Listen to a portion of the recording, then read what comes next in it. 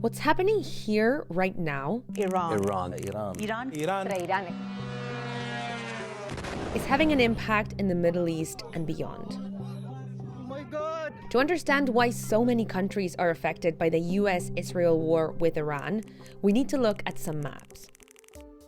The first thing you need to know about Iran is that it's enormous. It's bigger than France, Germany, and Spain combined, and 90 million people live there. Because it's so big, it links together huge parts of Asia and the Middle East. Iran has always been seen as a kind of gateway to the east, and from the east as a gateway to the west. In the south is the Persian Gulf, one of the most important waterways for oil supplies as well as agricultural trade and general supplies.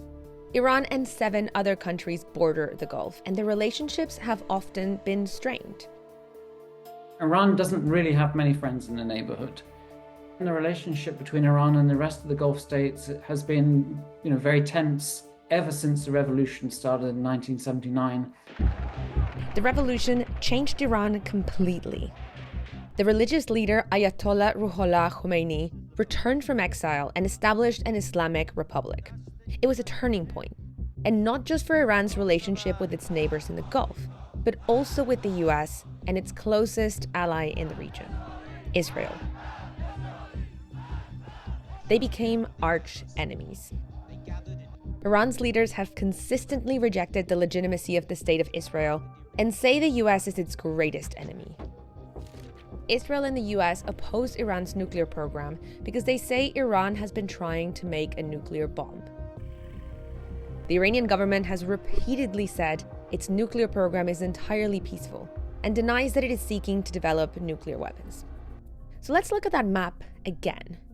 The US has a military presence in all these countries across the Middle East. And here's Israel.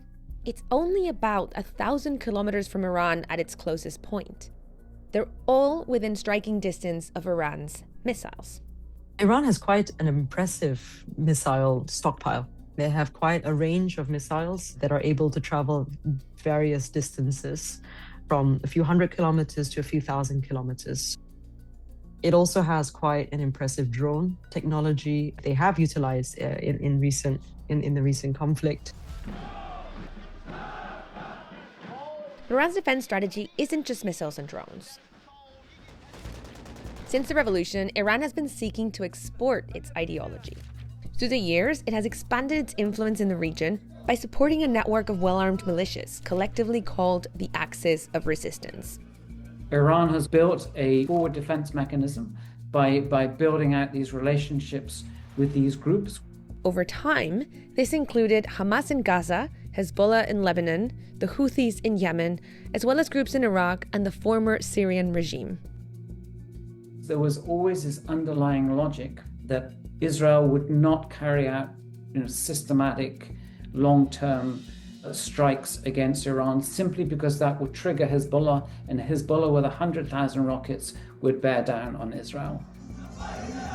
But since the war in Gaza, Israel has weakened many of these groups. So that's what the relationships in the region looked like at the beginning of 2026. And then this happened. A short time ago, the United States military began major combat operations in Iran. Our objective is to defend the American people by eliminating imminent threats from the Iranian regime. The US and Israel hit sites across Iran and killed the supreme leader, Ayatollah Ali Khamenei. במשך 3.5 עשורים, רודן אכזר זה שלח טרור לרחבי העולם, אמלל את עמו ושקד כל הזמן, בלי הרף, על התוכנית להשמדת ישראל. Iranian officials said a US strike also hit a school, killing more than 153 people, including many children. The US military said it was looking into reports of the incident. Iran called the US-Israeli attacks unprovoked, illegal, and illegitimate. The Secretary General of the UN condemned the military escalation. We are witnessing a grave threat to international peace and security.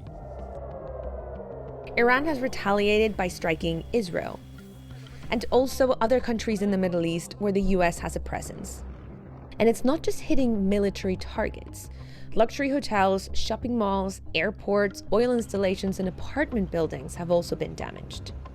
They want to hit the key infrastructure in the Gulf Arab states. They want to hurt the potential tourist industry that those states are developing and hurt confidence of investors that are being attracted into the region. From a strategic point of view, Iran was probably trying to use this as a way to pressure the Gulf countries to then pressure the US to stop bombing Iran. Iran has carried out limited retaliatory strikes on US bases in Gulf countries in the past, but nothing on this scale has been seen before. And fighting has spread beyond the Gulf countries. For example, Israel's military and Hezbollah, the militia that Iran has been supporting for decades, are fighting in Lebanon. And far outside the conflict zone, in the Indian Ocean, a US submarine torpedoed an Iranian warship, killing at least 80 people. And there's another way Iran has responded to the strikes, in this bit of water. This is the Strait of Hormuz. It's what is called a choke point. It's a narrow strategic route for global trade that is used 24/7. This bit here is just 39 kilometers wide. This shipping route is how we get 20% of the world's oil and gas, as well as 30% of urea that helps us make fertilizer to grow food. Iran is using its military to disrupt traffic through the strait, which is something they've done before. It's a very important trump card. Shipping companies are no longer going to the Straits of Hormuz because they're worried their tankers or their ships might get stuck. Gulf countries use this strait to import some food and products from other parts of Asia. So closing it comes at a price for Iran too. This is something the Iranian regime has decided. We're just going to have to bear the economic cost of this, bear the burden of this, but we're just going to make everybody hurt as a consequence of this. And we can see the impact of that already. The price of oil has gone up, and you can see from this time lapse how the strait was incredibly busy before, and now it's not. And there's another choke point that could disrupt global trade.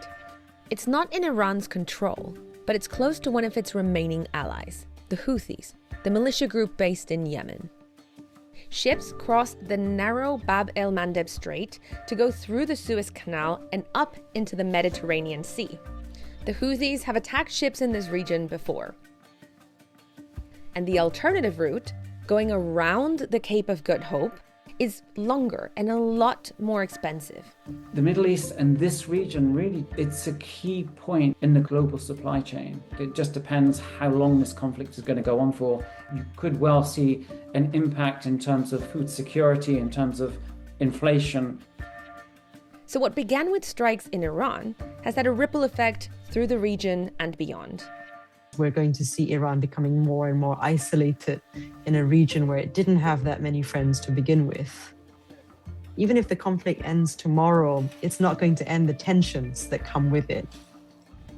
There's a long road ahead in terms of finding the stability that works for everyone.